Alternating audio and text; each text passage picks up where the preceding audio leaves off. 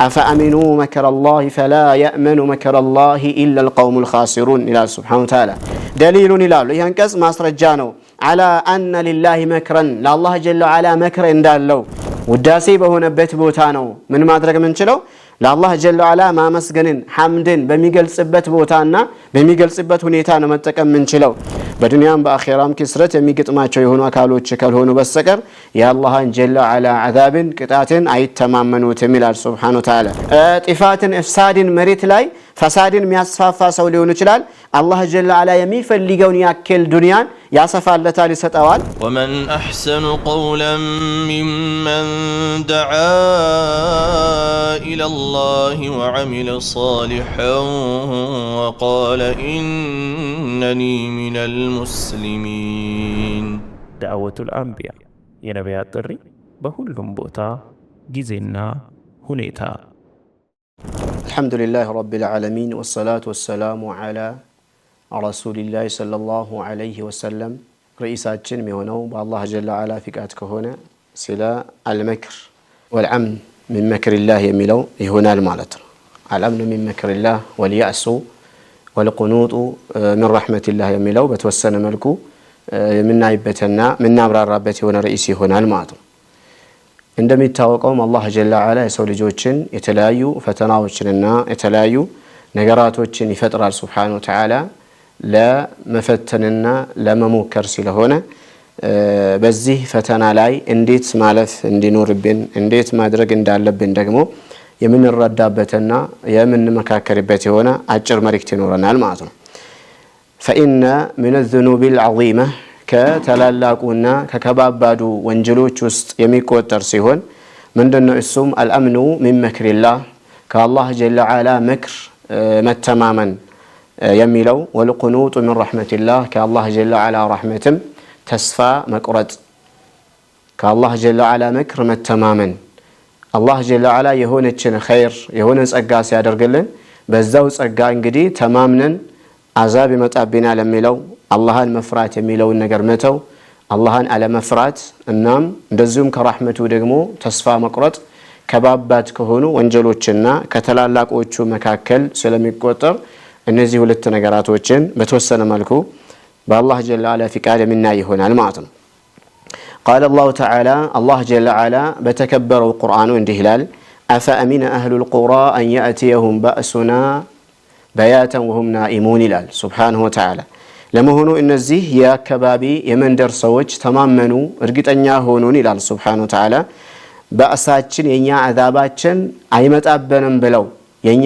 አዛቡን መምጣቱን ተማመኑ እንዲ ምንም አይመጣበንም ምንም አላህ ጀለ ወዐላ አያደርገንም ምንም አዛቡ የአላህ ቅጣት አይመጣበንም ብለው ተማመኑ እርግጠኛ ሆኑን ይላል سبحانه وتعالى وهم نائمون እነሱ እንግዲህ በገፍላቸው ተኝተው ተዘናግተው ከአላህ ጀለ ወዐላ ዒባዳ አላህን ከመፍራትና ወደ አላህ ከመመለስ ተኝተው ሁሌም ጋፊልና ዝንጉ ሆነው የአላህ ጀለ ወዐላ አዛብ አይመጣብንም አላህ አይቀጣንም ብለው ተማመኑ ይላል አይ አዛቡና ወነካሉና ለይለን የኛ ቅጣታችን አዛባችን በሌሊት አይመጣብንም ብለው ተማመኑ እንዲ እነሱ ተኝተው ጋፊል ሆነው في نهارهم በቀናቸውም እንደዚሁም በሌሊታቸውም በተለያየ ሸጉል ሆነው በተለያዩ ነገራቶች ቢዚ ሆነው እኛን ሳያስታውሱና ሳይፈሩ እናም ሳይጠነቀቁ የአላህ ጀለ ወዐላ አዛብ አይመጣብንም ብለው ተረጋገጡን ይላል سبحانه وتعالى أو أمن أهل القرى أن يأتيهم بأسنا ضحى وهم يلعبون ለመሆኑ እነዚህ የመንደር ሰዎች ተማመኑን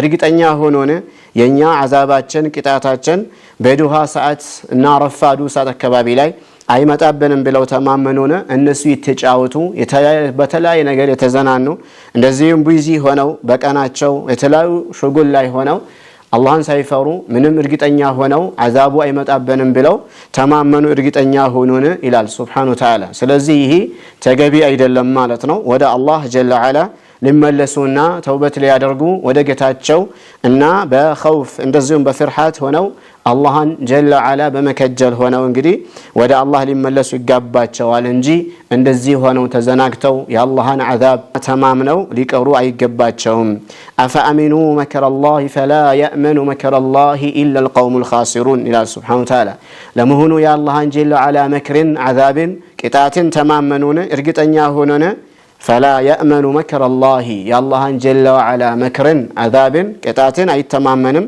ኢላ ልቀውሙ ልኻሲሩን ዱንያቸውም አኼራቸውም የከሰሩና የተበላሹ የሆኑ ሰዎች ካልሆኑ በስተቀር አይተማመኑም፣ ይፈራሉ። መቼ በመቼ በያዘን ያሉ ጥፋታቸውን ያመኑና ያረጋገጡ ወደ አላህ ይመለሳሉ እንጂ ከሃዲያኖችና እንቢተኞች ግፈኞች ካልሆኑ በስተቀር በዱንያም በአኼራም ክስረት የሚገጥማቸው የሆኑ አካሎች ካልሆኑ በስተቀር የአላህን ጀለ ወዐላ አዛብን ቅጣትን አይተማመኑትም ይላል ሱብሓነሁ ወተዓላ። አይ በእሰሁ ወኒቀማህ የአላህን ጀለ ወዐላ አዛቡን እናም መያዙን እንደዚሁም አላህ ቻይና ሀያል ጌታ መሆኑን እርግጠኛ ሆኑ ተማመኑን ይሄ መሆን አይገባቸውም ነው። ወአኽዘሁ ኢያሁም ፊ ሓሊ ሱሁሊሂም ወገፍለቲሂም እነሱ ተዘናግተው ዝንጉ ሆነው በተለያየ ነገር ተውጠው እንግዲህ ባሉበት በሰዓት በድንገት አላህ ጀለ ወዐላ አዛቡን አያመጣብንም ብለው ሊተማመኑ አይገባቸውም። وذلك أن هؤلاء القوم المكذبين إنزا يالفوت كهدياننا أمسنيا استبابا ينبرو كعادم كثمودم حزبوچ هونو الله جل وعلا بتلايو ጸጋዎች አጎናጽፈዋቸውና ዲሏቸው አመቻችቶላቸው ነበርና በዛ ላይ እንግዲህ ድንበር አለፉ፣ በጣም አመጹ። فاستبعدوا أن يكون مكرا ይህ የአላህ ጀለ ወዐላ የሰጣቸው ጸጋ ለአላህ ጀለ ወዐላ መክር እንደሆነና እንደዚሁም እስትድራጅ እንደሆነ ጊዜያቸው እስከሚደርስ ድረስ አላህ ጀለ ወዐላ ያጣቀማቸውና ጊዜ የሰጣቸው መሆኑን አሪቀው ምን ያደረጉ ማለት ነው ምንም አይነት አዛብ እንደማይመጣባቸውና እንደዚሁ ምንም አይነት ችግር እንደማይደርስባቸው ተማመኑ። አው አን ያእቲየሁም العذاب في اي لحظه በየትኛውም ደቂቃና በየትኛውም ሰዓት የአላህ ጀለ ወዐላ አዛብ ምንም አይመጣብንም ብለው እርግጠኛ ሆኑ። አላህ ጀለ ወዐላ ያላከላቸውን መልእክተኞችን ሁሉ በማስተባበልና ባለመከተል እንቢተኛ ሆነው ተገኙ ይላል። በዛም የተነሳ አላህ ጀለ ወዐላ አዛቡንና ቅጣቱን በድንገት ምንም ሳያስታውሱት አወርዶባቸዋልና እንደዛ አይነት አዛብ ሊመጣባቸው ስለሚችል አላህን መያዝ አለባችሁና በአላህ ጀለ ወዐላ ከአላህ አዛብና ቅጣት መተማመን የለባችሁምና ፍራት ሊገባችሁ ይኖራል ይላል አላህ ጀለ ወዐላ። ፍራት ይገባችኋል ማለት ነው። ቃለ ቀታደቱ ረዲየላሁ ረሂመሁላሁ ተዓላ በገተል ቀውመ አምሩላህ የአላህ ጀለ ወዐላ አምር ቅጣቱ አዛቡ ሰዎችን በድንገት መጣባቸው ይባላል። በድንገት ያዛቸው ተብሎ ይባላል። መቼ በሆኑበት ሰዓት እነሱ ዝንጉ ሆነው ጋፊል ሆነው እንግዲህ ፈላ ተግተሩ ቢላህ በማለትም እናገራሉ ማለት። ስለዚህ በአላህ ጀለ ወዐላ አዛብ መተማመን የለባችሁምና መሸወድ የለባችሁምና አላህን መፍራትና መጠንቀቅ መመለስ አላህ ጀለ ወዐላ ያዘዛችሁን ትእዛዝን ወደ መፈጸምና እንደዚሁም ልትመለሱና ልትስተካከሉ ይገባችኋል። አላህ ጀለ ወዐላ ጸጋውን በእናንተ ላይ ማውረዱና ማመቻቸቱ እናንተን እስትድራጅ ነው የሚባለውና እስከ ጊዜ ድረስ ያያችሁ ነው አላህ ጀለ ወዐላ። ከያዛችሁ በኋላ ደግሞ ምንም ስለመታመልጡት ያን አያያዙ ሳይመጣባቸው በፊት ተጠንቀቁ በማለት ያስተላልፋሉ ማለት ነው። ቃለ ሸይኽ አብዱራህማን አሳዕዲ ረሂመሁላሁ ተዓላ እነዚህ አንቀጾችን አስመልክተው ሲያብራሩ ምን ብለው ይላሉ? አላህ ጀለ ወዐላ እንዲህ ማለቱ አፈአሚኑ መክረላሂ ብሎ ማለቱ ይላሉ هذه الآية الكريمة فيها من التخويف البليغ الله جل وعلا በጣም ከባድ የሆነ ፍርሃትን ያስፈራራባት ነው። على أن العبد لا ينبغي له أن يكون آمنا መቼም ቢሆን የሰው ልጅ ባሪያ ከአላህ ጀለ ወዐላ አዛብ መተማመንና ማመን እንደሌለበት በኃይለኛው አላህ ጀለ ወዐላ ያስፈራራቸው ይገኛል። أن يكون آمنا على ما معه من الإيمان እሱ ዘንድ ባለው ኢማን ተማምኖ እርግጠኛ ሆኖ ምንም አይነት አልፈረምና አላህ ጀለ ወዐላ ምንም አያደርገኝም ብሎ መተማመን እንደሌለበትና ሁሌም መፍራት እንዳለበት አላህ ጀለ ወዐላ ምን ያደረገ ነው የገለጸ ነው። በላ የዛሉ ኻኢፈን ወጂለን መቼም ቢሆን እንግዲህ የሰው ልጅ የሚፈራ መሆን ይገባዋልና የሚፈራ ከመሆን መወገድ የለበትም። እንደዚሁም የሚጠነቀቅና አላህን ጀለ ወዐላን የሚፈራ መሆን አለበት ማለት አን ዩብተላ በልየቲን አላህ ጀለ ወዐላ በሆነች በላዓ ይሞክረኛል ይፈትነኛል ብሎ መፍራት አለበት እንጂ መቼም መተማመን የለበትም። በዛች ፈተናና በዛች በደረሰበት ችግር ደግሞ ተስሉቡ ማ ማዐሁ ሚነል ኢማን እሱ ዘንድ ያለውን ኢማን ልታስወግድበትና ልትነጥቀው ስለምችል አላህን መፍራት አለበት እንጂ መቼም አማኝ የሆነ አካል ከአላህ ጀለ ወዐላ አዛብ ምን አይሆንም ማለት ነው አይተማመንም ይላሉ።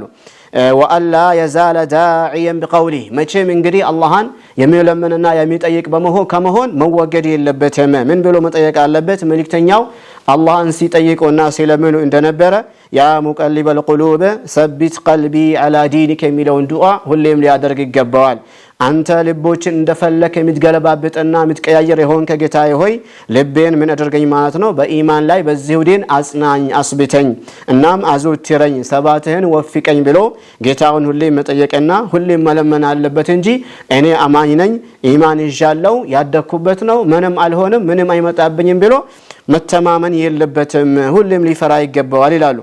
እንደዚሁም ደግሞ ወአን ያዕመለ ወየስዓ ፊ ኩሊ ሰበቢን يخلصه من الشر ከተለያዩ መከራዎችና ሙሲባዎች ነፃ የሚያወጡትና የሚያድኑትን ነገር ምን ማድረግ አለበት ማለት ነው በመስራትና በመተግበር ላይ በመጓጓትና በመበርታት ላይ መጠንከርና መበርታት እንዳለባቸው ይነግራሉ ማለት ነው። عند وقوع الفتن የተለያዩ ፈተናዎችና የተለያዩ ሙሲባዎች የተለያዩ እንግዲህ ከዚህ በፊት ያልተለመዱ የመሳሰሉ እንግዲህ ሙሲባዎችና መከራዎች ችግሮች በሚገኙበትና በሚወድቁበት በሆነ ሰዓት በጣም ሊፈሩና ከሸር የሚያሪቃቸው ከክፉ ነገር የሚያሪቃቸው ነገርን እንዲሰሩና እንዲጠነቀቁ ወደ አላህ እንዲመለሱ ይገባቸዋል።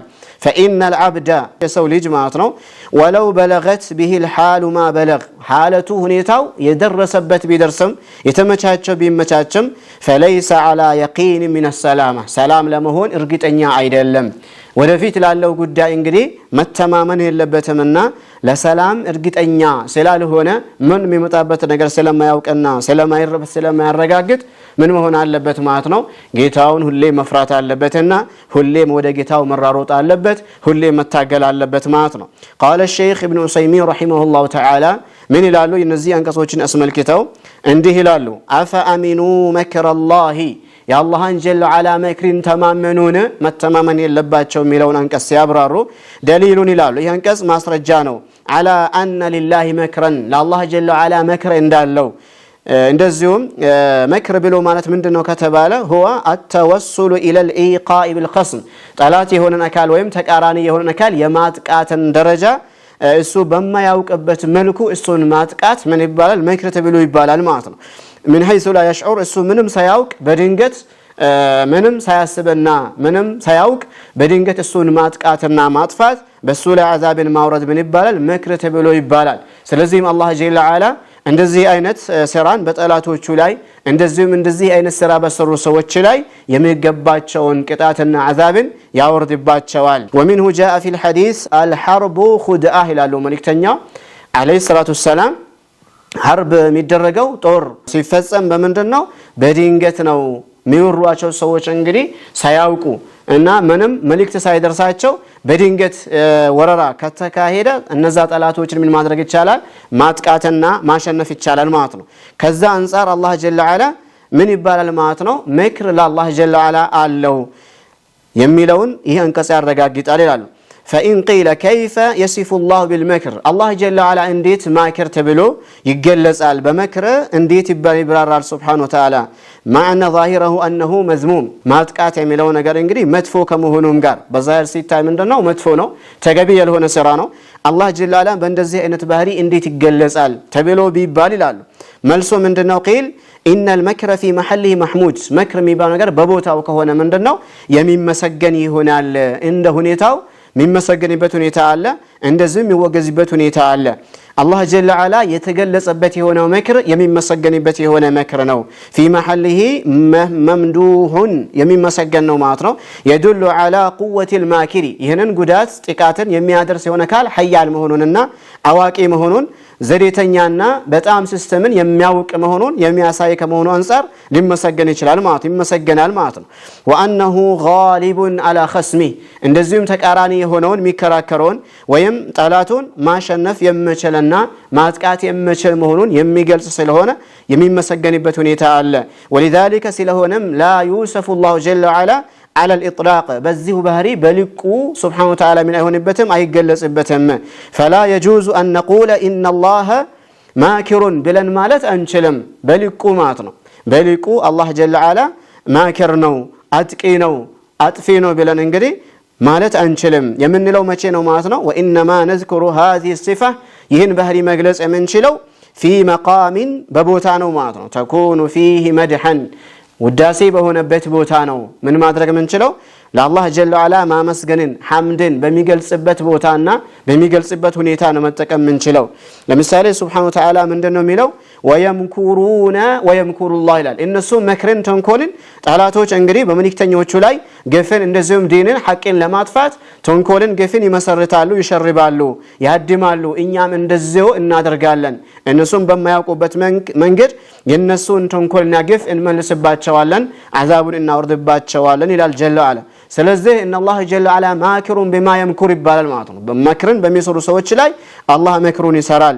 በልቁ ግን ማኪር ነው ብለን አንልም። ወሚስሉ ቀውሊሂ ሱብሓነሁ ወተዓላ እንደዚሁም አላህ ጀለ ወዐላ እንደማለቱ ከሆነ ይሰብትለታል። አላህ ጀለ ወዐላ ወመከሩ መክረን እነሱ እንግዲህ መክርን መከሩ፣ ተንኮልን መከሩ፣ ሴራን አሴሩ ይላል። ወመከርና መክረን እኛም እንግዲህ መከርን፣ እነሱ እንዳደረጉት እኛም አደረግን። እነሱ አማኞችን እንደዚሁም ደግሞ የአላህን ረሱሎችን ዲንን ለማጥፋት ተንኮልን መክርን ይፈጽማሉ፣ ይተግብራሉ። እኛም ደግሞ እነሱ በማያውቁበት በሆነ መንገድ ምን እናደርጋለን ማለት ነው? የነሱን ተንኮል በመመለስ እናጠቃቸዋለን። ወሁም ላ የሽዑሩን እነሱ ምንም አያውቁም ማለት ነው። ታዲያ የሚሰሩት የሆነው ስራ ለራሳቸው መጥፊያ ይሆናል ማለት ነው። እነሱ በማያውቁት መንገድ አላህ ጀለ ወዐላ ያጠፋቸዋል፣ ይመልሳቸዋል። ወከዛሊከ እንዲህ ይላል አላህ ጀለ ወዐላ አፈ አሚኑ መክረላህ የአላህን መክር ተማመኑን መተማመን የለባቸውም ብሎ ሲል ወላ ነንፊ ዐንሁ ሃዚሂ ሲፈተ ዐላ ሰቢል ኢጥላቅ በሊቁል አላህ ጀለ ወዐላ አናሪቃት የምትችል መክር የምትባለዋ በል ኢነሃ ፊል መቃም ለቲ ተኩኑ መድሐን ለአላህ ጀለ ወዐላ ውዳሴ በምትሆንበት ቦታ ላይ ዩሰፉ ቢሃ አላህ ይገለጽባታል ማለት ነው። ወፊል መቃም ለቲ ላ ተኩኑ መድሐን መድህ በልሆነችበትና ምትወገዝበት በሆነ ቦታ ደግሞ አላህ ጀለ ወዐላ በዚሁ በመክር ምን አይሆንም አይገለጽም፣ አይብራራም። በመሆኑም እንግዲህ ለአላህ ጀለ ወዐላ ስም የለውም። ምን የሚባል ስም ከአላህ ከስሞቹ መካከል አይደለም። ምን የሚለው ስም አልማኪር የሚለው ስም ከአላህ ጀለ ወዐላ ከስሞቹ መካከል አይደለችም። ምክንያቱም የአላህ ጀለ ወዐላ ስሞች በተክልሉ አስማኡል ሁስና ተብለው የሚባሉ ናቸውና ውብ የሆኑና ድንቅ የሆኑ ሙሉ የሆነ መልእክትን የሚሰጡ የሆኑ ስሞች በመሆናቸው ይህ ስም ምን አይሆንም ለአላህ ጀለ ወዐላ አይገለጽም። አላህን ሙሉ በሙሉ በጣም መድህና ሚን ጀሚዕል ወጁህ መምዱህ ከሆነ ስሙ ለአላህ ጀለ ወዐላ ሊሰጥ ይችላል ማለት ነው። በቁርአንና በሐዲስ በሰበተበት መልኩ ማለት ነው። ወከዛሊከ ይህ ማኪር የሚባለው እንደዚሁም ካኢድ የሚባል አልካኢድ አይባልምና አላህ ጀለ ወዐላ እንደዚሁ ተያይዞ ከሆነ በቀይድ ከሆነ ምን ሊባል ይችላል ማለት ነው። ይህን በሚሰሩ ሰዎች ላይ ይህንን ማድረግ ይችላል ከሚለው አንጻር መክር ተብሎ ይባላል። ታዲያ ይህ ከሆነማ በሐቂቃ መክር አይደለም ማለት ነው። እነሱን እንግዲህ ባላወቁበት መንገድ ማጥፋቱና ማጥቃቱን ከማየት አንጻር ነው መክር ተብሎ የተባለው እንጂ በሐቂቃ ለአንተ ሸርን እና ተንኮል ሊያደርግብህ ያሰበህን አካል አንተም በዙሪያ በሱ ላይ ተንኮል ማድረግ አጠፋ መመለስ ነው የሚሆነው እንጂ ማጥቃት ተብሎ አይባልምና መክር የተባለው ከምን አንጻር ነው? እነሱ ከላወቁት መንገድ ማጥቃትና መያዝ ከመሆኑ አንጻር ነው አላህ ጀለ ወዐላ ማኪር የተባለው እንጂ በሐቂቃ መክር አይባልምና የሚመሰግንበት የሆነ ባህሪ ስለሆነ ማለት ነው። ስለሆነም እንግዲህ ይህንን በማወቅ እና መጠንቀቅና ወደ አላህ መመለስ ይኖርብናልና አላህ በእኛ ላይ የሚውለው ጸጋ መጥፊያችን እንዲሆን ዘንድና ማጥቂያችን እንዲሆን ዘንድ ምን መሆን አለብን? ወደ አላህ መራሮጥና አላህ ጀለ ወዐላ በፈለገው ቦታ ሆነን መገኘት አለብን ማለት ነው።